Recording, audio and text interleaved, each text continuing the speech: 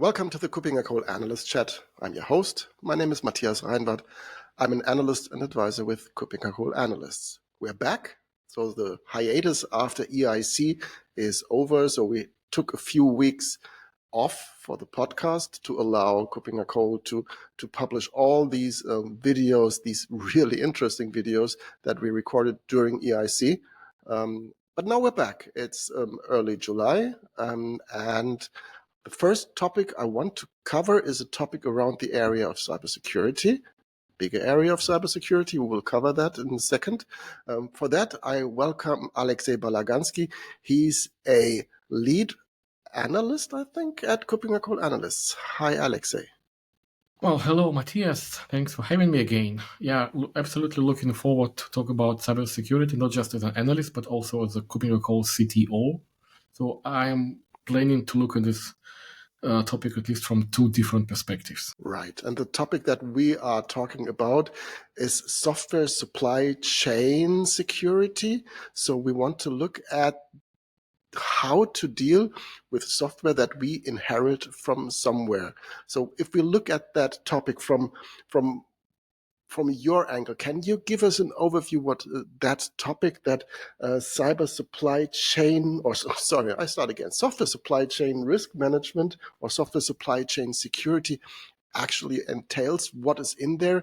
And does everybody mean the same things? Well, to be honest, Matthias, this is like the most difficult thing for me at the moment, because obviously on the one hand, the topic is so hot at the moment. Just a few days ago, we have learned about the next big vulnerability. This time it's in SSH, in OpenSSH again, which basically affects every Linux system in the world, including our own servers, for example. And on the other hand, this whole software supply chain security and software supply chain in general is like a topic everyone is talking about because somehow it's really important from different perspectives. And yet I have this feeling sometimes that people are talking various different languages because they are definitely referring to completely different scopes and capabilities and even like basic plain definitions. And I think we should probably start from looking back a little bit and like where did this definition even come from? I mean, it obviously comes from supply chain risks and security in general. Like, for example, imagine you are an aircraft manufacturer and for years you've been receiving your titanium supplies from one big Eastern country, and now you can no longer do it because of the sanctions. And instead you decide to get your titanium from another country, but from a much less reputable supplier, and now somehow a door in one of your aircraft just kind of blows out mid-flight, and you are now in a big trouble. You obviously have a supply chain security issue. I guess the same applies to software supply chain as well. Every company in the world now is using some kind of third-party software for doing their daily business, including obviously companies who also do develop their own software, but also those who just buy it off the shelf. And like even an operating system like Linux or Windows is also third-party software. So any risk applying to that kind of software would, by that definition, belong to the field of software supply chain security. Sounds sensible, right? But on the other hand, it basically means that the entirety of cybersecurity is software supply chain security. And to me, from the kind of pragmatic perspective, it doesn't really help because it does not give me any practical recommendations, like where do I even start fixing my supply chain issues. What's your perspective on that? Yeah, I look at it from one angle that is a bit different because I'm talking to lots of our end user organizations. I'm mainly an advisor currently, so they come up with all these new regulations, and they have to conform with that. They're talking about NIS2 and they're talking about DORA, and what these regulations. I'm not a lawyer. This is my interpretation. What they have added, what has not been in there previously in ISO 27001, that is constant risk management A, and B, supply chain risk management, so understanding the supply chain in general. and to say, okay, software supply chain risk management sounds like, a subcategory of that. The question is how to make sure that you take the right measures to be compliant, or to at least not fall in compliant when it comes to what you just described, is using software that incorporates software that is built somewhere else. And the challenge is even bigger because it's not only a one-step approach. So I consume software from somebody. So maybe that component consumes software from somebody, which consumes software from somebody. So it's a daisy chain that needs to be understood as well. And that is a real big complexity. So again, before we even answer any practical questions, we have to consider that there are at least, I can think of 3 completely different views on this whole problem. The one is the end user problem. Basically, they know nothing or nearly nothing about the actual software development, nor they care or should care much about that. They just want to be compliant with all those new regulations, right? They've been consuming, they've been using third-party software for decades now, and they do not expect much to change with this new regulation. And yet they still have, they have to implement new controls, they have to follow new regulations and frameworks, whatever. This is like one perspective. The other perspective is from a point of view of a software development company. Again, they've been that's been their bread and butter for decades, perhaps. They've been developing software, and of course, we all know that nowadays software is like 90% based on existing third-party building blocks, including open source libraries and projects, like OpenSSH, for example. And now somehow, with all those existing tools and technologies they have, starting like from code scanning and software composition analysis and dynamic runtime analytics and looking for vulnerabilities, whatever. All those tools, I mean, they're not new, yet somehow they are all now supposed to be combined in a different kind of chain, and they have to comply to a different kind of regulation, right? And finally, there is this kind of analyst perspective. We have to be able to come up with some practical advice. Okay, you ask us, how do you, quote unquote, buy software supply chain security? And we have to come up with a sensible answer. And I'm afraid that this time we cannot go the zero trust way and say, no, you cannot actually buy software supply chain security. You have to build your own, because it's just a vibe, a feeling, a strategy, a process, or anything like that. Because this time, as you rightfully mentioned, the regulations basically say if you don't do it, you will go to jail, and nobody wants that. So we do have to find a practical response, a pragmatic response to all those inquiries. And where do we even start? Yeah, of course. All of us being end users, maybe also we get to the quickest answer there. How can an end user who just does not know what is in there, that we have users of Windows PCs, we have users of, and of course, of applications on top of Windows PCs, and the same holds true for macOS, for iOS, for Android, for any platform that we're using. And to be honest, even we as tech-savvy analyst nerds, we don't have a full picture of what's going on in there, to be honest. And much less has the usual, the normal, in quotes, user. So how can they make sure that they deal with this topic correctly? Is there a way? Is there the title of this episode is a pragmatic view on that? What is pragmatic for them? And then again, kind of the most pragmatic view is that obviously they do not want to do it. True. As much as some other experts expect them to do, because again, this is about software, and software to a lot of companies is dark magic. The same as water is coming from a tap, electricity is coming from the wall, and software is coming from the internet. This is all they want to know, and they don't want to care much about it, right? But now they have to, and in a way, it all boils down to the same issue or matter of trust, right? How can we trust that the software we are receiving from a third-party supplier is not just, working properly, that it's free of bugs and stuff, but it's actually coming from that supplier, that it actually does what it expected to do and nothing else. So it doesn't include malware, it doesn't have some hidden features which would steal your sensitive data or anything like that. So no malware, no adware, no eavesdropping on your communications and stuff like that. Again, it all boils down to trust.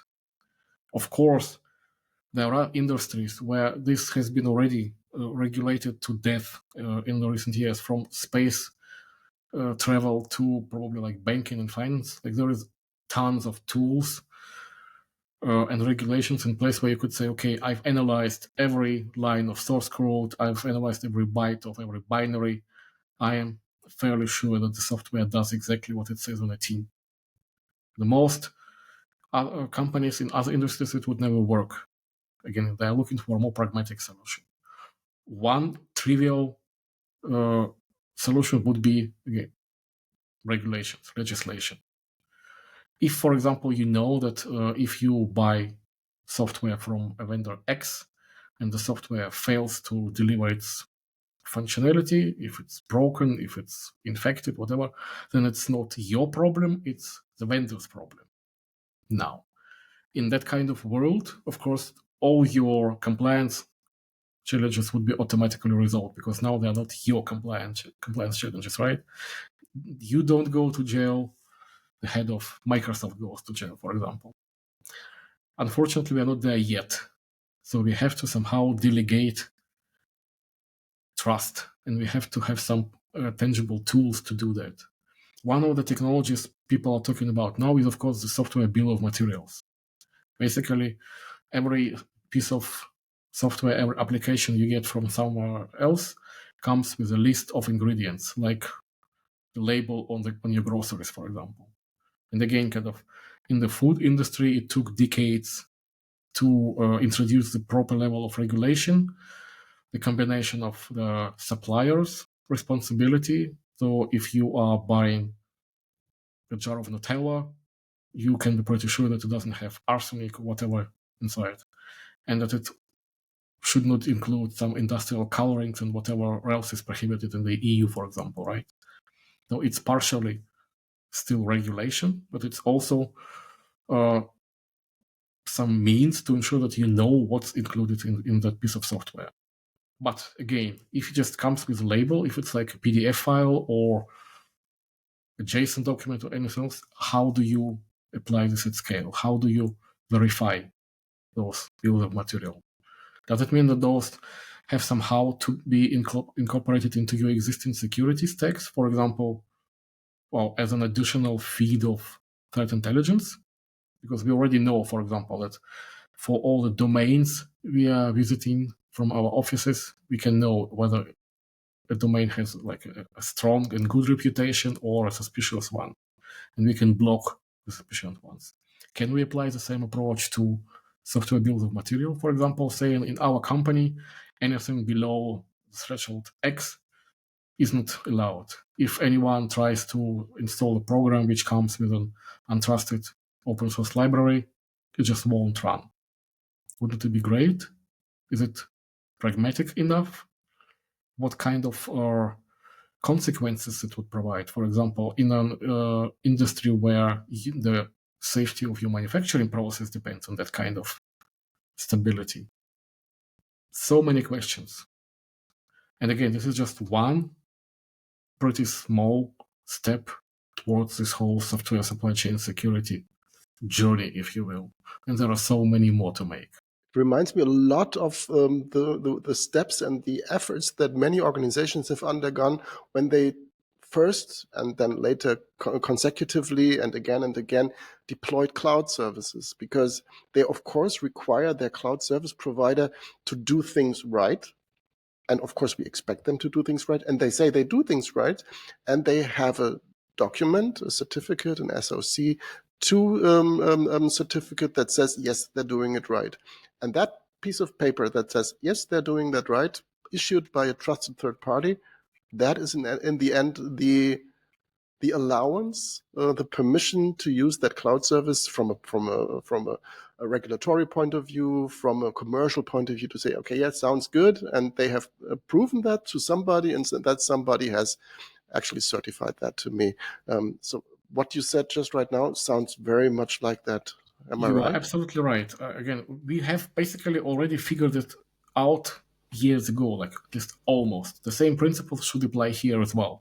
Of course, the problem is basically there are only maybe, let's say, a few hundred cloud providers around the world. So it's pretty easy to regulate them. How do you deal with all the millions, like literal millions of software suppliers?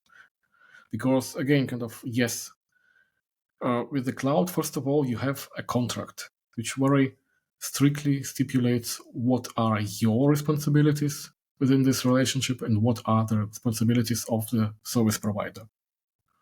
We are talking about this whole shared responsibility model, which has been a de facto industry standard for a long time. Then we have certifications, including third-party ones, where we know that, yes, this specific cloud service in this specific geographical area is basically validated by an independent party or government organization, and they say, yes, it's okay for you to use. You are, at least from the compliance perspective, safe enough. It still does not mean that you do not need your own security controls in place. You still do, but at least you have tons of regulations, best practices, established third-party services, whatever. Even we cover a lot of those. Like, for example, just recently we published one leadership compass on cloud-native application protection platforms, which is just one relatively small but important area of making your cloud services secure. So I guess we have to grow in the same direction with software in general. But we are nowhere near that situation yet. And it's much more difficult because of the scale of the entire industry. Right. When you said, okay, we started with the end user, and as you said, the end user shouldn't care about that. He's not even in the situation, or he or she is not in the situation to care about that. We've talked about this certification, that proving process to allow for corporate user, maybe even for a highly regulated corporate user, to prove their compliance, or at least to prevent their incompliance.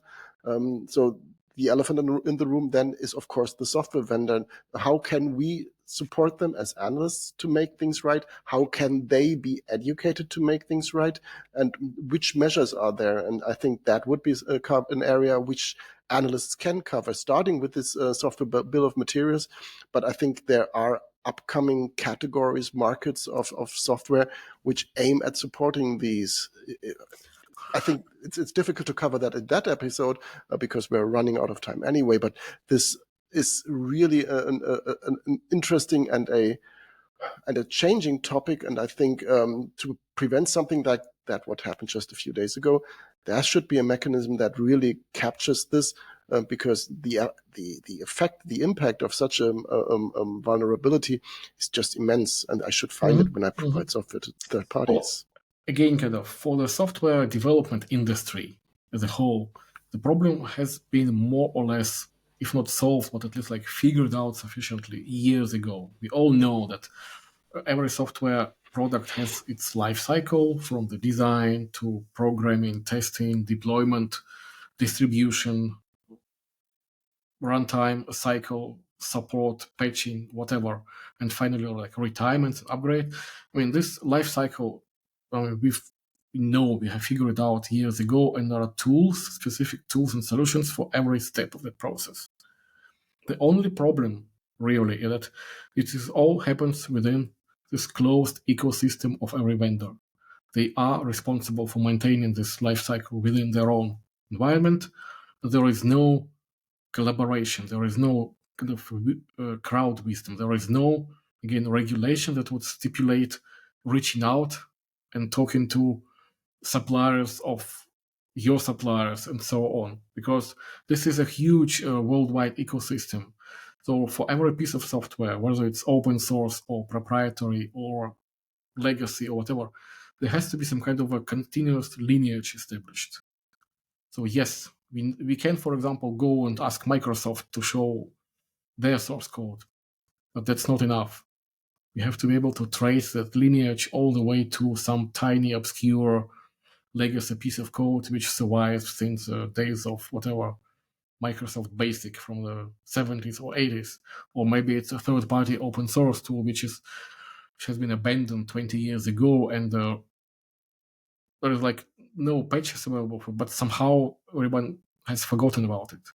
We have to dig deeper, and of course, this is not something which a single software vendor, even of that caliber like Microsoft, can figure out on their own. It has to be a collaborative effort, and the only way to do it is, well, to establish a combination of industry standards and protocols and processes and legislation around the world, because it's something which we have to do for our own good. Because this old joke about if the builders would have built our houses just like software developers develop the programs, the first woodpecker would destroy the entire civilization. This is exactly what's happening at the IT industry level, and we have to prevent it somehow. So we have to establish a worldwide woodpecker protection society, I guess. Absolutely. So what we have done right now is something that nobody should ever do in a podcast episode. We just laid out the problem statement and we just touched a bit upon the actual solution, but we've done that on purpose. Of course, we want to follow up on that topic and the different aspects and maybe the 3 dimensions that we mentioned and maybe others in upcoming episodes. And the second thing I want to mention, of course, is that cybersecurity is, of course, in the DNA of KuppingerCole Analysts, and there will be, of course, the little tiny block of marketing here. There will be the Cyber Evolution in early December this year, which is our cybersecurity conference in Frankfurt. And of course, software supply chain risk or software supply chain security is a key topic that should be covered, especially because it incorporates, in the end, the whole world of cybersecurity encapsulated in software. So it's all in there. So I think we will follow up on that and dig deeper into that. For the time being, what would be the final message? Think it over what you mean by software supply chain security. Well, first of all, I guess we have to excuse ourselves for not actually delivering any real pragmatic advice, at least not this time. The topic is so huge that, yes, we have to start digging somehow and probably talk about more idealistic approaches first. But we have to figure out the actual practical steps for everyone in this, like the governments, the software developers, the end users, the people, because we all have to somehow fix this problem from different perspectives. And I hope that sooner or later we will continue the discussion, maybe with me, maybe with some other analysts who would deliver their own practical views from different perspectives. How do you deal with identities, for example, here? That's a totally huge another story. How do you tackle this whole software development lifecycle and operations? How do you approach it from the compliance perspective and legal one, regulations and stuff? Yeah, I guess we have a lot of things to discuss even before the cyber revolution.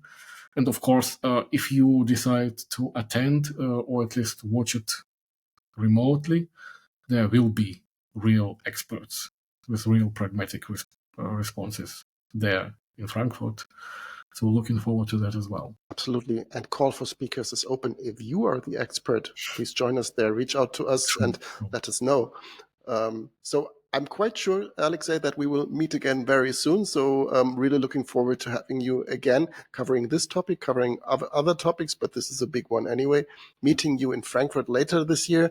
And as usual, if there are any questions, comments, if you think that this is a topic where you can really provide your expertise, please leave your comments when you watch this on YouTube, in the YouTube comments, in any other way that you can reach out to us. We are easy to find on the internet at KuppingerCole.com.